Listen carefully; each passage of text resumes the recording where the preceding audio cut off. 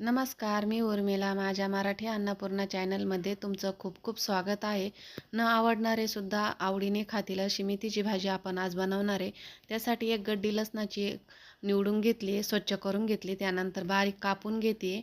तर इतकी जबरदस्त लागते ना ही रेसिपी, नक्की तुम्ही करून बघा आणि सगळेच घरातले आवडीने खातील.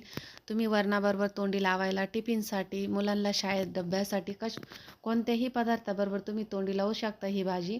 तर चला आता आहे ना कढई गरम करायला ठेवली आणि भाजी पण आहे ना 3 पाण्याने स्वच्छ धुवून आणि चाळणीवर निथरत ठेवली मी.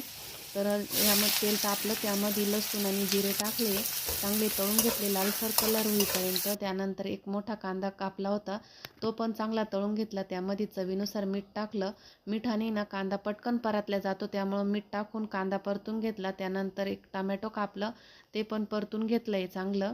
तर बघा मस्त असं टमॅटो परतलं. त्यानंतर 7-8 हिरव्या मिरच्या, एक गड्डी लसणाची सोललेली आणि 1 चमचा जिरे असं कुटून घेतलं आहे. मिक्सरलाच फिरवलं आहे मी, पण बारीक नाही केलेलं, जास्त कुटून घेतल्यावानी केलं आहे. परतून घेतलं ते आणि चाळणीमध्ये निथरत ठेवलेली भाजी आता आपण परतून घेऊ.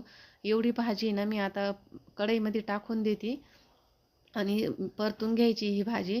5-6 मिनटं भाजी चांगली परतून घ्यायची. त्यानंतर क्वांटिटी कमी होती आणि मीठ आपण अगोदरच टाकले, त्यामुळं आपल्या आवडीनुसार मीठ टाकायचं. भाजी चांगली परतली आता. तर यामध्ये ना शेंगदाण्याचा कूट टाकू, थोडासा जाडसर आहे आणि हा शेंगदाणे ना भाजून घेतले आणि त्याचा कूट केलेला आहे.